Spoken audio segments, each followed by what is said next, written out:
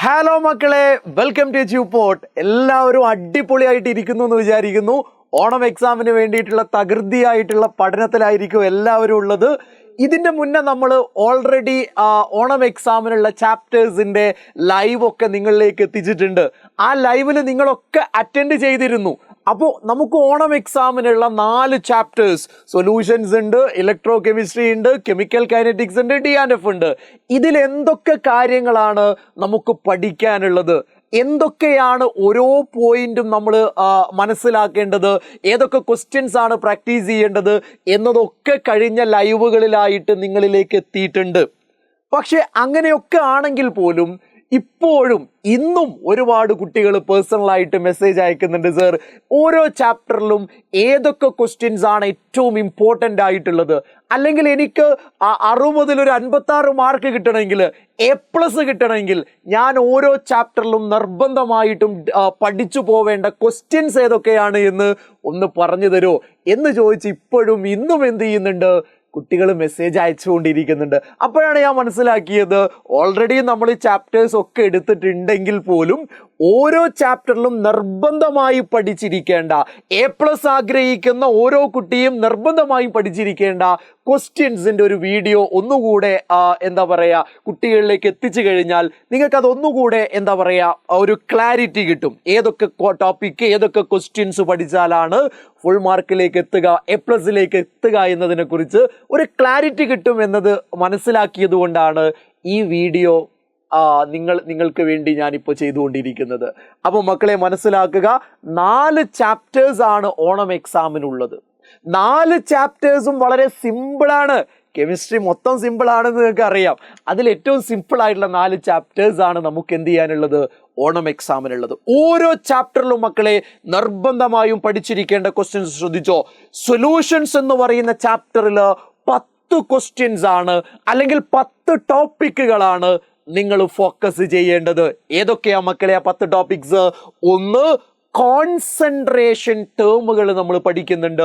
മൊളാരിറ്റിയും മൊളാലിറ്റിയും മോൾ ഫ്രാക്ഷനും മാസ് പെർസെൻറ്റേജും വോളിയം പെർസെൻറ്റേജും മാസ് ബൈ വോളിയം പെർസെൻറ്റേജും PPM നൊർമാലിറ്റിയും, അങ്ങനെ ഒരുപാട് കോൺസെൻട്രേഷൻ ടേമുകൾ നമ്മൾ പഠിക്കുന്നുണ്ട്. എന്നാൽ ഇവിടെ എക്സാമിന് പൊതുവെ ചോദിക്കാറുള്ളത് മൊളാരിറ്റിയും മൊളാലിറ്റിയും മോൾ ഫ്രാക്ഷനുമാണ്. ഈ 3 കോൺസെൻട്രേഷൻ ടേം എന്താണ് എന്നറിയണം, അവരുടെ ഇക്വേഷൻ അറിയണം. ആ ഇക്വേഷൻ ഉപയോഗിച്ച് പ്രോബ്ലം സോൾവ് ചെയ്ത് നമ്മൾ പ്രാക്ടീസ് ചെയ്യണം. ഇതിൽ ടെമ്പറേച്ചറിനെ ഡിപ്പെൻഡ് ചെയ്യുന്നത് മൊളാരിറ്റി മാത്രമാണ് എന്ന ഐഡിയയും മക്കൾക്കുണ്ടാവേണ്ടതാണ്. അത് നല്ല നീറ്റായി പഠിച്ച് ക്വസ്റ്റ്യൻസ് സോൾവ് ചെയ്ത് കഴിഞ്ഞാൽ ആ ഭാഗം നമ്മൾ സേഫായി എന്ന് പറയാം. പിന്നെ മക്കളെ എപ്പോഴും ക്വസ്റ്റ്യൻ പേപ്പറിൽ ഉണ്ടാവുന്ന ഒരു സാധനമാണ് ഹെൻറീസ് ലോയും അതിൻ്റെ അപ്ലിക്കേഷനും. നോക്കൂ മക്കളെ, ഇത് പഠിക്കാതെ നിങ്ങൾ പോവരുതേ. എന്താണ് ഹെൻറീസ് ലോ എന്ന് ചോദിക്കാറുണ്ട്. അതിൻ്റെ 2 അപ്ലിക്കേഷനും നിങ്ങൾ പഠിച്ചു വെക്കണം. ഓർമ്മയില്ലേ നിങ്ങൾക്ക്, സോഡാ വാട്ടറും അനോക്സിയയും ബെൻഡും ഒക്കെ എന്താണ് നമ്മുടെ ഹെൻറീസ് ലോന്റെ അപ്ലിക്കേഷൻ ആയിട്ട് നമുക്ക് പറയാൻ പറ്റുന്ന കാര്യമാണ്. ഓർമ്മയിലുണ്ടാവണം, നീറ്റായിട്ട് മക്കളത് പഠിക്കണം. പിന്നെ എന്താണ് ഉള്ളത്, അക്വാറ്റിക് സ്പീഷീസ് ചൂടുള്ള വെള്ളത്തിനേക്കാൾ മോർ കംഫർട്ടബിൾ ആയിട്ടുള്ളത് കോൾഡ് വാട്ടറിലാ. നമ്മൾ ക്ലാസ്സിൽ അത് ഡിസ്കസ് ചെയ്തിട്ടുണ്ട്, നിങ്ങളുടെ നോട്ടിൽ അത് ഉണ്ടാവും. ഇനിയും നമ്മൾ ചെയ്യാൻ പോകുന്ന ലൈവിൽ അത് വീണ്ടും നമ്മൾ പറയും. മക്കൾ മനസ്സിലാക്കിക്കോ, അത് ഇമ്പോർട്ടൻ്റ് ആണ്, എപ്പോഴും എക്സാമിന് ക്വസ്റ്റ്യൻ ആയിട്ട് വരുന്ന ഏരിയയാണ്. അത് പഠിക്കാതെ പോവരുത് കേട്ടോ. പിന്നെ നോക്കടാ, റൗൾസ് ലോയും അതിൻ്റെ ഗ്രാഫും ഇമ്പോർട്ടൻ്റ് ആണ്. കാരണം റൗൾസ് ലോ എല്ലാ ടെമ്പറേച്ചറിലും എല്ലാ കോൺസെൻട്രേഷനിലും ഒബേ ചെയ്യുന്ന സൊല്യൂഷനെയാണല്ലോ നമ്മൾ ഐഡിയൽ സൊല്യൂഷൻ എന്ന് പറയുന്നത്, അല്ലേ? അപ്പോൾ റൗൾസ് ലോ പഠിച്ചിട്ട് വേണം ഐഡിയൽ സൊല്യൂഷൻ മനസ്സിലാക്കാൻ, ഐഡിയൽ സൊല്യൂഷൻ്റെ 4 പ്രോപ്പർട്ടീസ് മനസ്സിലാക്കാൻ, അതിൻ്റെ ഗ്രാഫ് വരയ്ക്കാൻ, അതേപോലെ എക്സാമ്പിൾ മനസ്സിലാക്കാൻ. അതൊക്കെ എക്സാമിന് മക്കൾ ഫോക്കസ് ചെയ്യേണ്ട ഏരിയയാണ്. എല്ലാ ടെമ്പറേച്ചറിലും എല്ലാ കോൺസെൻട്രേഷനിലും റൗൾസ് ലോ ഒബേ ചെയ്യുന്നത് ഐഡിയൽ ആണെങ്കിൽ ഒബേ ചെയ്യാത്തതാരാ? നോൺ ഐഡിയൽ രണ്ട് ടൈപ്പ് ഉണ്ട്, മക്കൾക്കറിയാം. ഒന്ന് പോസിറ്റീവ്ലി ഡീവിയേറ്റിംഗ് ആണ്, രണ്ട് നെഗറ്റീവ്ലി ഡീവിയേറ്റിംഗ് ആണ്. അതിന്റെ 4 പോയിന്റുകൾ പഠിക്കണം, രണ്ടിന്റെയും ഗ്രാഫ് അറിയണം, രണ്ടിന്റെയും എക്സാമ്പിൾ അറിയണം. അതിൽ ക്ലോറോഫോം പ്ലസ് അസറ്റോൺ നെഗറ്റീവ് ഡീവിയേഷന്റെ എക്സാമ്പിൾ ആണ്. കാരണം അവർക്കിടയിൽ എന്തുള്ളത് കൊണ്ടാ? ഇന്റർമോളിക്കുലാർ ഹൈഡ്രജൻ ബോണ്ട് ഉള്ളത് കൊണ്ടാ. മക്കളത് മറന്നു കളയരുത് കേട്ടോ, ഇമ്പോർട്ടൻ്റ് ആയിട്ടുള്ള കാര്യമാണ്, എക്സാമിന് ചോദിക്കാറുണ്ട്. അതും നല്ല നീറ്റായി പഠിച്ചിട്ടില്ല എങ്കിൽ മക്കൾ ഇരുന്നത് പഠിക്കണം. കാര്യം എന്താ? ഫുൾ മാർക്കാണ്, A+ ആണ് നമ്മൾ സ്വപ്നം കാണുന്നത്, മറന്നു കളയണ്ട. ഇനി അസിയോട്രോപ്സ് എന്താണ്? ലിക്വിഡ് സ്റ്റേറ്റിലും വേപ്പർ സ്റ്റേറ്റിലും സെയിം കമ്പോസിഷൻ ഉള്ള ബൈനറി മിക്സറിനെ വിളിക്കുന്ന പേരാണ് അസിയോട്രോപ്സ്. അത് മിനിമം ബോയിലിംഗ് ഉണ്ട്, അത് മാക്സിമം ബോയിലിംഗ് ഉണ്ട്. 2 ടൈപ്പ് അറിയണം. ഓരോ എക്സാമ്പിളും പഠിച്ചു വെച്ചാൽ അസിയോട്രോപ്പ് ചോദിച്ചാലും നമ്മളെ അത് ബാധിക്കില്ല. പിന്നെ എന്താ മക്കളെ, ഈ ചാപ്റ്ററിൽ 100% ഷുവർ ക്വസ്റ്റ്യൻ ആണ് കൊളിഗേറ്റീവ് പ്രോപ്പർട്ടി. എന്താ കൊളിഗേറ്റീവ് പ്രോപ്പർട്ടി എന്നറിയണം. 4 കൊളിഗേറ്റീവ് പ്രോപ്പർട്ടീസിന്റെ പേരറിയണം, 4 കൊളിഗേറ്റീവ് പ്രോപ്പർട്ടീസിന്റെയും ഇക്വേഷൻ അറിയണം. അത് വെച്ച് പ്രോബ്ലം സോൾവ് ചെയ്യാൻ അറിയണം. കാര്യം അവിടുന്ന് എന്ത് ചെയ്യാറുണ്ട്? എക്സാമിന് ക്വസ്റ്റ്യൻ ചോദിക്കാറുണ്ട്. എന്താ കൊളിഗേറ്റീവ് പ്രോപ്പർട്ടി എന്ന് അറിഞ്ഞാൽ പോരാ, 4 കൊളിഗേറ്റീവ് പ്രോപ്പർട്ടീസ് ഏതൊക്കെയാണ്? ഇക്വേഷൻസ് പ്രോബ്ലം ചെയ്ത് പ്രാക്ടീസ് ചെയ്യണം. ഓക്കെ, പിന്നെ എന്താടാ? അബ്നോർമൽ മോളാർ മാസുമായി ബന്ധപ്പെട്ട് വാൻ ഹോഫ് ഫാക്ടർ I കാണാൻ നമ്മൾ പഠിച്ചേ പറ്റൂ. ഇത്രയും കാര്യങ്ങൾ നല്ല നീറ്റായി നിങ്ങൾ പഠിച്ചു കഴിഞ്ഞാൽ, നല്ല തറോ ആയി നിങ്ങൾ പഠിച്ചു കഴിഞ്ഞാൽ, ഇവിടെ നിന്ന് ചോദിക്കുന്ന ക്വസ്റ്റ്യൻസ് മക്കളെ നിങ്ങൾക്ക് ആൻസർ ചെയ്യാൻ കഴിയും. കൊളിഗേറ്റീവ് പ്രോപ്പർട്ടി ശ്രദ്ധിക്കണേ, 4 എണ്ണം ഉണ്ട്. അതിൽ ഓസ്മോട്ടിക് പ്രഷറൊക്കെ വളരെ ഇമ്പോർട്ടൻ്റ് ആണ്. കാരണം അതിന് ചില അഡ്വാൻറ്റേജുകളൊക്കെ ഉണ്ട്. ബ്ലഡിന്റെ ഓസ്മോട്ടിക് പ്രഷർ 0.9% NaCl സൊല്യൂഷന്റെ ഓസ്മോട്ടിക് പ്രഷറിന് ഈക്വലായെന്ന് നമ്മൾ പഠിച്ചിട്ടുണ്ട്. അതേപോലെ റിവേഴ്സ് ഓസ്മോസിസും അതിന്റെ അപ്ലിക്കേഷനും ഒക്കെ നമ്മൾ മനസ്സിലാക്കിയിട്ടുണ്ട്. ഇതൊക്കെയാണ് ഈ ചാപ്റ്ററിലെ ഇമ്പോർട്ടൻ്റ് ആയിട്ടുള്ള കാര്യങ്ങൾ. റെഡി? അപ്പോൾ വീണ്ടും മക്കളെ മെസ്സേജ് അയക്കുന്ന നിങ്ങളോട് എനിക്ക് പറയാനുള്ളത്, സൊല്യൂഷനിൽ നിങ്ങൾ സ്ട്രോങ് ആക്കി വെക്കേണ്ടത്, റിവൈസ് ചെയ്ത് വെക്കേണ്ടത്, പ്രാക്ടീസ് ചെയ്യേണ്ട കാര്യങ്ങൾ എന്ന് പറയുന്നത് ഈ 10 പോയിന്റുകളാണ്. ഇത് പഠിച്ചാൽ ഈ ചാപ്റ്റർ സേഫായി എന്ന് നിങ്ങൾക്ക് മനസ്സിലാക്കാം. അടുത്ത ചാപ്റ്റർ ഏതാടാ? That is electrochemistry. വലിയൊരു ചാപ്റ്ററാണ് ഇലക്ട്രോ കെമിസ്ട്രി. 1, 2, 3 തവണ നമ്മൾ ഓൾറെഡി ലൈവ് കംപ്ലീറ്റ് ചെയ്തിട്ടുണ്ട്. എക്സാമിന്റെ മുന്നേ വീണ്ടും ലൈവ് വരുന്നുണ്ട്. ആരും ടെൻഷൻ അടിക്കണ്ട. എന്തൊക്കെയാ ഇതിൽ പഠിക്കാനുള്ളത്? ഇലക്ട്രോ കെമിക്കൽ സെല്ലിന്റെ എക്സാമ്പിള്, ഗാൽവനിക് സെല്ലിന്റെ എക്സാമ്പിള്. ആരാത്? Daniell cell. നീറ്റായിട്ട് വരക്കാൻ അറിയണം. ആരാ ആനോഡ്, കാഥോഡ്, ആരാ എന്താ പറയാ, എവിടെയാണ് ഓക്സിഡേഷൻ, എവിടെയാ റിഡക്ഷൻ, എവിടെയാ പോസിറ്റീവ്, നെഗറ്റീവ്, അവിടെ നടക്കുന്ന റെഡോക്സ് റിയാക്ഷൻ എന്താ, അവിടെ പ്രൊഡ്യൂസ് ചെയ്യുന്ന പൊട്ടൻഷ്യൽ എന്താ, ഒക്കെ നമ്മൾ പഠിക്കണം. നീറ്റായി പഠിക്കണം. ഒരു സെല്ല് റെപ്രസെന്റ് ചെയ്യുന്നത് എങ്ങനെയാടാ? ഡാനിയൽ സെൽ എങ്ങനെയാ റെപ്രസെന്റ് ചെയ്യുക? Zn/Zn2+/ copper 2+ /copper അല്ലേ? ആ ഒരു പാറ്റേൺ ഓർമ്മയില്ലേ? ആനോഡിന്റെ ഇലക്ട്രോലൈറ്റിലുള്ള കാറ്റയോൺ മാത്രം, പിന്നെ സാൾട്ട് ബ്രിഡ്ജ്, പിന്നെ കാഥോഡിന്റെ ഇലക്ട്രോലൈറ്റിലുള്ള കാറ്റയോൺ മാത്രം, പിന്നെ ആരാണ്? കാഥോഡ്. അത് ഓർമ്മയുണ്ടാവണം. സെൽ പൊട്ടൻഷ്യൽ എങ്ങനെയാ മക്കളെ കാൽക്കുലേറ്റ് ചെയ്യുക? ഈ കാഥോഡ് മൈനസ് ഈ ആനോഡ്.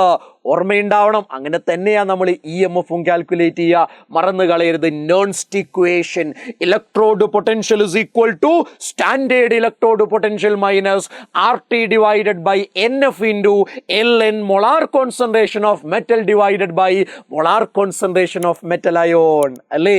അതിനെ മാറ്റി നമ്മൾ പല ഫോർമാറ്റിലേക്ക് എത്തിച്ചിട്ടുണ്ട്. അത് എന്താ പറയാ, നേൺസ്റ്റ് ഇക്വേഷൻ നമ്മൾ ഡാനിയൽ സെല്ലിൽ അപ്ലൈ ചെയ്ത് നമ്മൾ ഈ സെല്ല് കാൽക്കുലേറ്റ് ചെയ്യുന്നുണ്ട്. അതൊക്കെ ക്വസ്റ്റ്യൻ ആയിട്ട് വരാറുണ്ട്. അതിൽ നമ്മൾ എന്താ പറയാ, KC അപ്ലൈ ചെയ്യുന്നത് നമ്മൾ പഠിച്ചിട്ടുണ്ട്.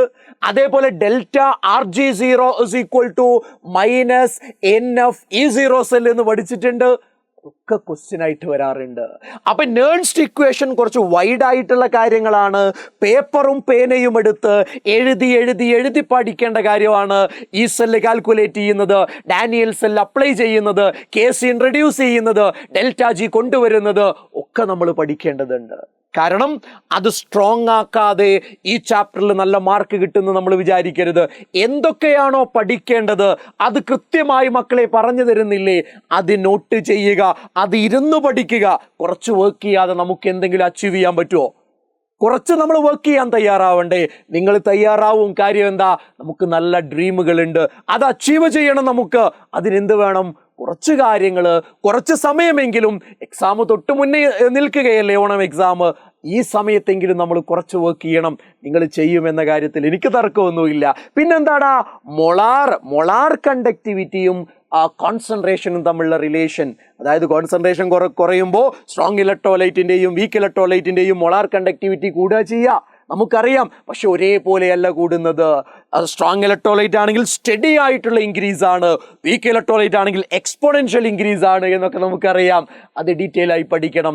വീക്ക് ഇലക്ട്രോലൈറ്റിന്റെ ലിമിറ്റിംഗ് മോളാർ കണ്ടക്ടിവിറ്റി കണ്ടെത്താൻ കോൾറാഷ്യസ് ലോ അല്ലാതെ വേറെ മാർഗമില്ല. അപ്പൊ കോൾറാഷ്യസ് ലോയും അതിന്റെ അപ്ലിക്കേഷനും നമ്മൾ പഠിക്കേണ്ടതാണ്. ഫാരഡേന്റെ ഫസ്റ്റ് ലോ ഓഫ് ഇലക്ട്രോളിസിസും സെക്കൻഡ് ലോ ഓഫ് ഇലക്ട്രോളിസിസും നമുക്ക് പഠിക്കാനുള്ളതാണ്, അല്ലാതെ വേറെ ആർക്കും വേണ്ടി വെച്ചതല്ല. കാര്യം അവിടുന്ന് ക്വസ്റ്റ്യൻ ചോദിക്കാറുണ്ട്. ഫസ്റ്റ് ലോ ഡിഫൈൻ ചെയ്യാൻ ചോദിക്കാറുണ്ട്, ചെറിയ പ്രോബ്ലംസും വരാറുണ്ട്. സെക്കൻഡ് ലോ പൊതുവെ ഡിഫൈൻ ചെയ്യാനാണ് കൂടുതലും ചോദിച്ചിട്ടുള്ളത് എന്ന കാര്യം ഓർമ്മയിലുണ്ടാവണം. പിന്നെ മക്കളെ, പ്രൈമറി സെല്ലും സെക്കൻഡറി സെല്ലും അറിയില്ലേ നമുക്ക്? അത് രണ്ടും തമ്മിലുള്ള ഒരു 3 ഡിഫറൻസ് എങ്കിലും പഠിക്കണമെന്ന് ഞാൻ പറഞ്ഞിട്ടുണ്ട്. പ്രൈമറി സെല്ലിന്റെ എക്സാമ്പിൾ ആണ് ഡ്രൈ സെല്ല്, മെർക്കുറി സെല്ല്. ആ 2 സെല്ലിലും ആരാ ആനോഡ്, ആരാ കാഥോഡ്, ആരാ ഇലക്ട്രോലൈറ്റ്, അത് പ്രൊഡ്യൂസ് ചെയ്യുന്ന പൊട്ടൻഷ്യൽ എത്രയാണ്, അവിടെ നടക്കുന്ന സെൽ റിയാക്ഷൻ എന്താ, ഈ 5 കാര്യങ്ങൾ നിങ്ങൾ പഠിച്ചിരിക്കണം. അതേപോലെ മെർക്കുറി സെല്ലിലും പഠിക്കണം. സെക്കൻഡറി സെല്ലിലേക്ക് എത്തിക്കഴിഞ്ഞാൽ അവിടെ നിക്കൽ കാഡ്മിയം ഉണ്ട്, അതേപോലെ ലെഡ് സ്റ്റോറേജ് ബാറ്ററി ഉണ്ട്.